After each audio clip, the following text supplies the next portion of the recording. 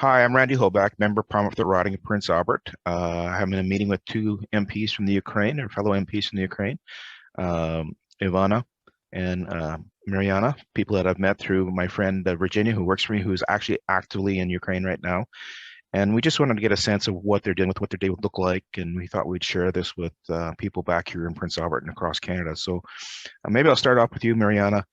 You're sitting there in the dark. What's it like? How's it been? Uh, Telling the truth, it is really very hard to explain by words. And especially, it's really painful when we see how our cities and towns and people are dying, and they have been killed by rocket missiles, by bombing. That some of the cities just crashed to the ground. And of course, it's really very painful. And another feeling is rage. I always ask Ivanna if I pronounce it correctly. As a lot of people suffering. According to UN numbers, 18 million of Ukrainians are suffering from the war, and 8 million people became IDPs.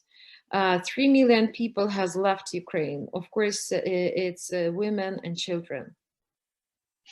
Ivana, and what's your day-to-day situation like? How are you experiencing things? And is there a safe place in Ukraine now, or is it basically all under attack? Well, Randy, I'm just lucky to have the lights on because I have the blinds on my window, so that's why I can talk to you the way that you see me.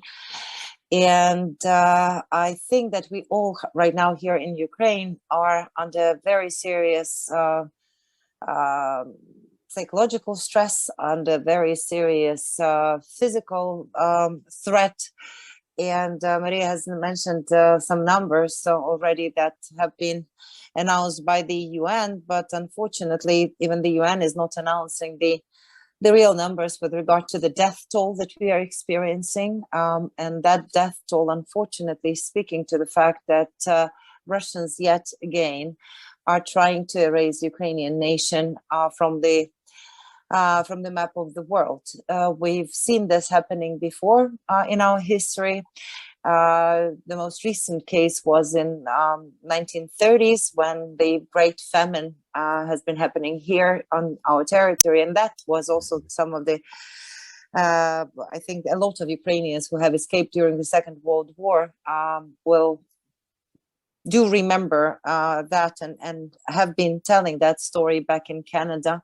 So we are experiencing yet another attempt to ensure that Ukrainian nation and Ukrainian state as such does not exist. Why we are saying so, why we believe this is a genocide against Ukrainian people, because Russians are targeting absolutely indiscriminately civilian targets, residential buildings, schools, hospitals, kindergartens, maternity homes. And it has been heartbreaking for everyone to watch this and to not and be helpless in trying to get people out from those sieged cities, like from Mariupol, for example. We are getting all the cries and calls from our friends there.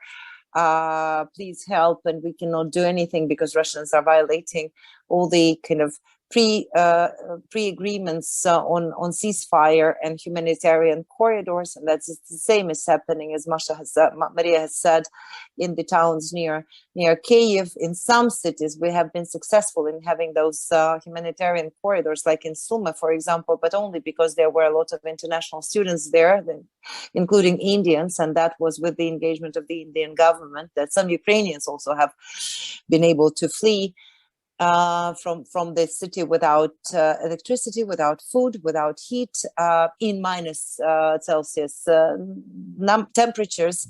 So the situation is dire, and we see the tectonic changes that are happening in the world with regard to support of Ukraine. We do see that the change in and shifts in the policies of so many countries. And so something that was impossible a couple of days ago, is already history today, and is already, we are moving forward and forward, but still we are very much behind. Unfortunately, the free world is very much many steps behind the atrocities that Russian Federation is bringing to our land, and the pain, the blood, the suffering, the tears that we are experiencing. And I think the whole world has been astonished by the fact that Ukrainians are pushing back. I think everybody was expecting, both Kremlin and even our Western friends have been expecting that Ukraine will fall within a couple of days. And but Putin's blitzkrieg has turned out to be blitzfail, thank God, because of the resolve of the Ukrainian people, because of the courage of the armed forces, because of the people really uniting around defense of the country. Yes, a lot of people are fleeing who don't know how to carry a weapon, but a lot of our men are returning back. More than 140,000 Ukrainian citizens, Ukrainian guys have returned back to fight for the country. And that also has to be understood. But we cannot fight barehanded.